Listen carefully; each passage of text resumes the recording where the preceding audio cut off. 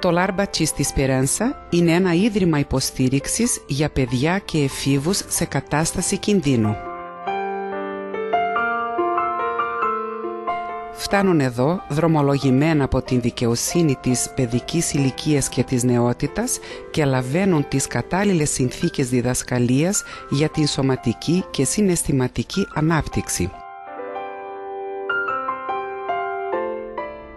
Όλα ξεκίνησαν όταν μία κυρία που κατοικούσε στους δρόμους με 3 παιδιά ανακάτευε τα κυβότια σκουπιδιών της πολυκατοικίας που έμενε ο παστόρ Μπραντάου Νατανιέου μαζί με την οικογένειά του.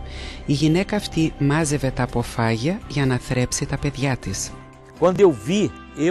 Όταν είδα αυτή την εικόνα, εγώ ως πάστορας, ως χριστιανός, ένας άνθρωπος του Θεού, αναρωτήθηκα τι κάνω για αυτούς τους ανθρώπους, τι δίνω σε αυτά τα άτομα.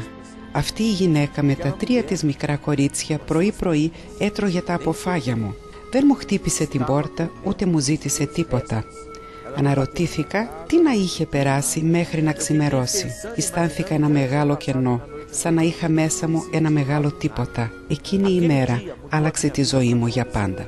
Εκείνη τη στιγμή ο πάστορας Ναθαναήλ αναρωτήθηκε τι μπορώ να κάνω για να αλλάξει η πραγματικότητα των ανθρώπων, όπως αυτής της οικογένειας.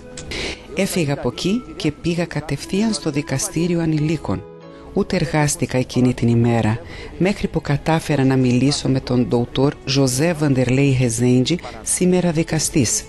Αυτός ο εισαγγελέας μας αναγνώρισε ως επίσημο νηπιαγωγείο του δικαστηρίου ανηλίκων της Κουριτίμπας, χωρίς όμως να έχουμε λάβει ούτε μία δραχμή από το δικαστήριο ανηλίκων.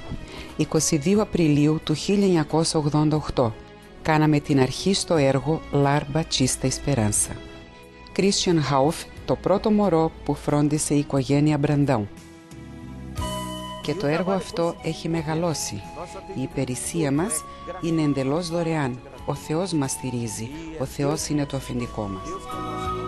Από τότε που ξεκίνησε το έργο, υποστηρίξαμε πάνω από 500 παιδιά.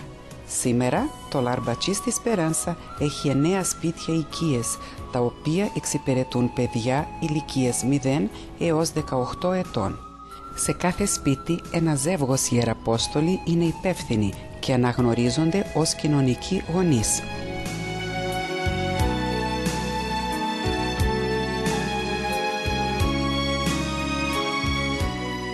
Πάνω από 120 άτομα κάνουν το Lar Batista Esperança να είναι ένα οίκημα υποστήριξης, φροντίδας και αγάπης, στο οποίο τα άτομα αυτά με μεγάλη αγωνία προσπαθούν να αλλάξουν την πραγματικότητα των παιδιών που ζουν εκεί. Σήμερα είναι περίπου 90 παιδιά.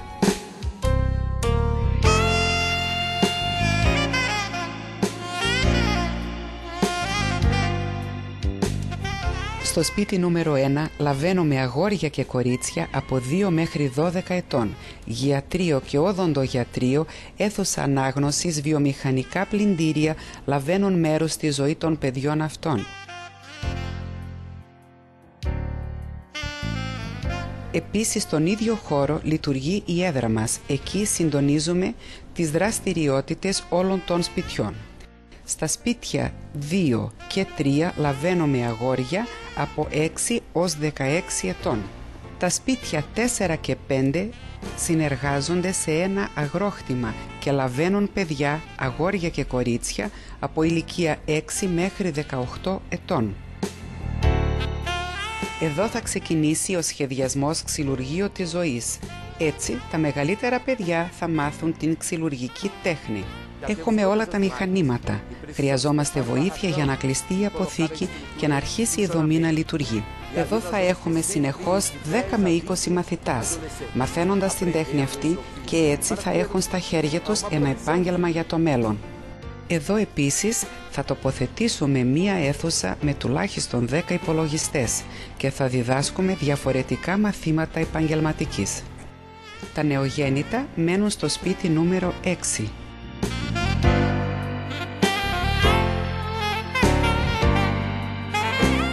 Επίσης στο ίδιο σπίτι έχουμε παιδιά μέχρι 12 ετών. Στο σπίτι νούμερο 7 μένουν αγόρια και κορίτσια σε ηλικία 6 μέχρι 14 χρονών. Στο νούμερο 8 λειτουργεί η Δημοκρατία της Ελπίδας. Σήμερα έχει δικό της ακίνητο, το μόνο σπίτι οίκημα που είναι σε στυλ διαμερίσματος, διότι τα αγόρια εργάζονται μαζί μου από τις 8 το πρωί ως τις 6 το απόγευμα.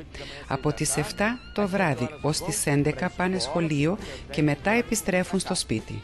Τελικά, στο σπίτι νούμερο 9 στεγάζονται κορίτσια από 6 έως 12 ετών.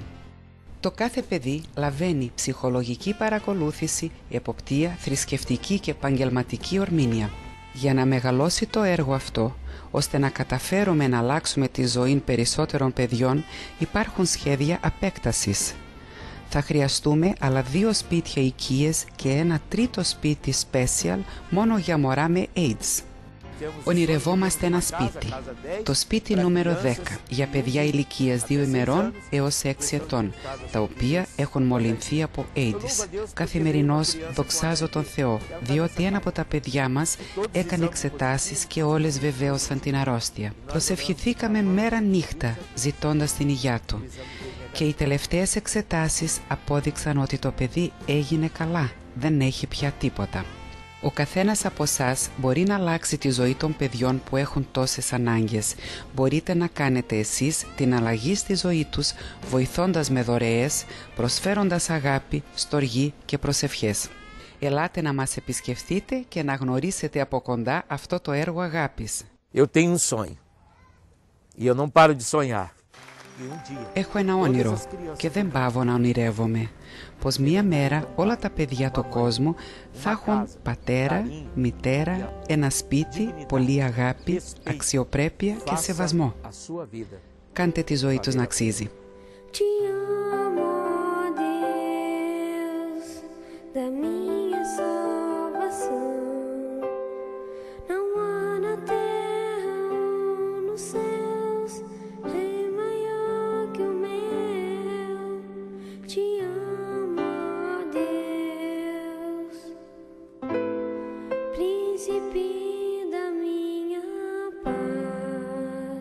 Senhor do meu viver, eu te amo, eu te amo, eu te amo, eu te amo.